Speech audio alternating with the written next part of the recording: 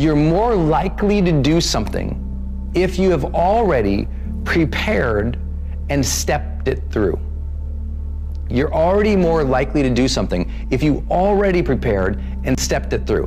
What does that mean? It means if you want to not procrastinate on Monday, Sunday night, I want you to sit down and do this simple little thing.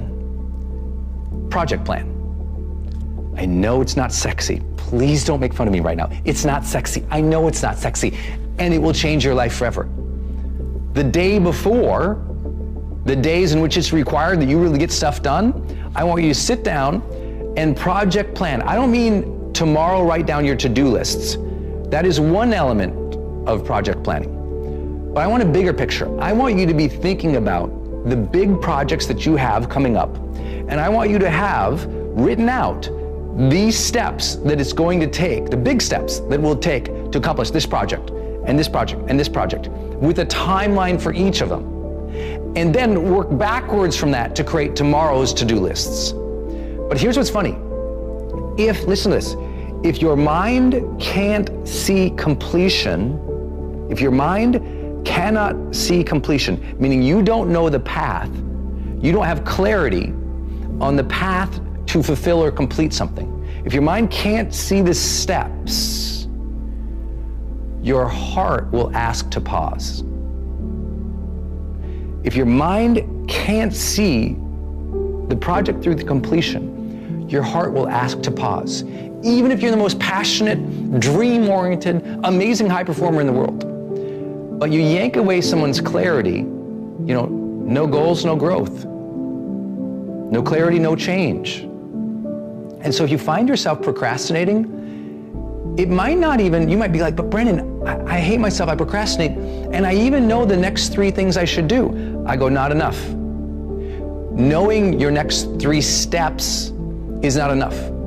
Your mind needs to see all the steps through to completion.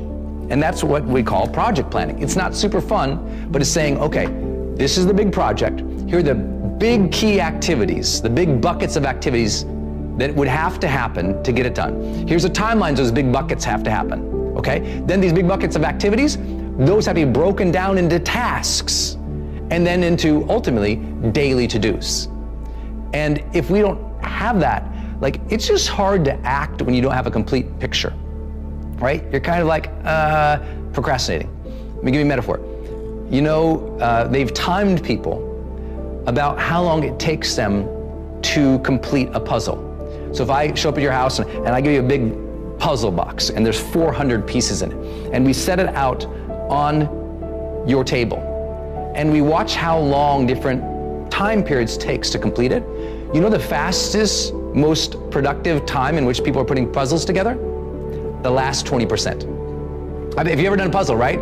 You might walk by it 3-4 times for a couple weeks, you don't do anything, you put a few pieces together, but as soon as the picture becomes a little more clear, guess what you do? You hunker down and you complete it, don't you? That's what's going on with procrastination. Even if you see the first couple pieces, it's just like if you can't see where it's going, your heart will go, pause. I'm unsure. I'm scared. I don't know what to do. That's just how we think, right? That part of our brain that is trying to protect us, that part of our heart that says, I want to do good, I want to care for other people and do things with excellence, all of a sudden those are compromised when we don't do the most basic thing. So if there's an important project you've been procrastinating in, do yourself the greatest gift I can give you today. And that is tonight, sit down with your journal and step it all the way out. Even if you have to make it up.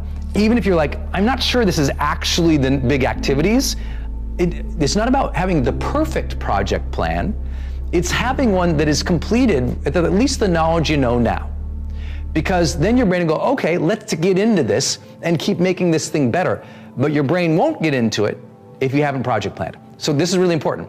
What I do to avoid procrastination each week is every single Sunday, for me that's my Sunday review days, Sunday work days, I'll sit down and I'll literally step through the entire week of all the major things on my email list, or on my to-do list. I'll think about the bigger projects and I'll just kind of step it all the way through. And guess what? I enter the week more engaged, more joyous and confident because I know what the heck is going on. So if you keep procrastinating, I promise, if it's not lots of worry or it's not, lots of randomness, it's you haven't seen it through yet.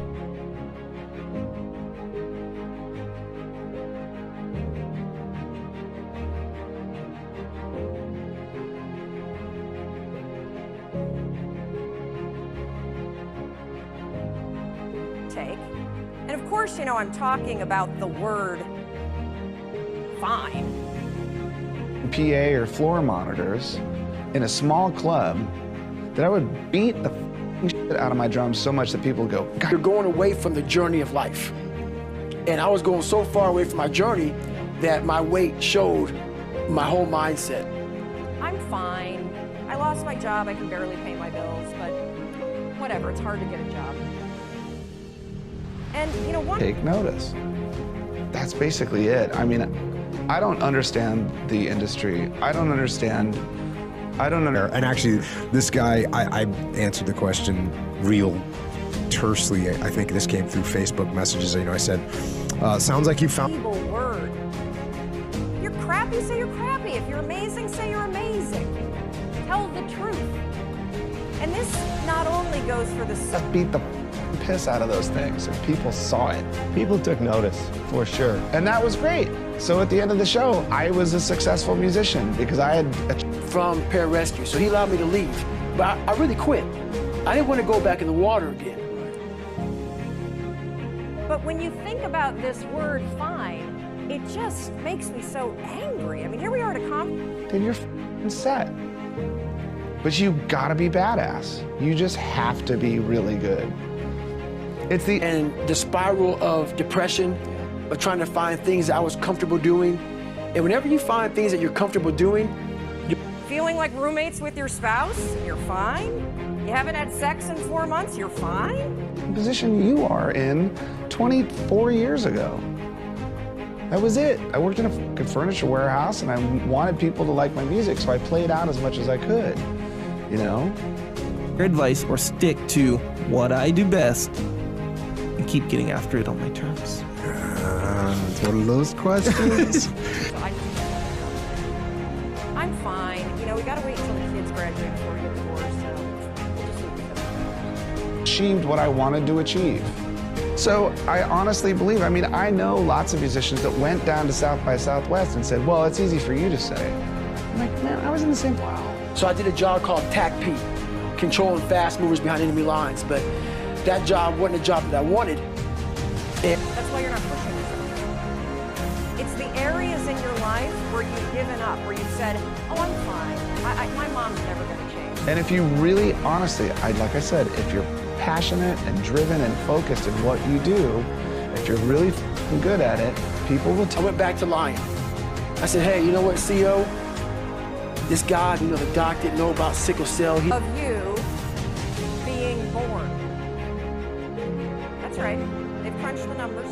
That doesn't even play an instrument on their own goddamn records.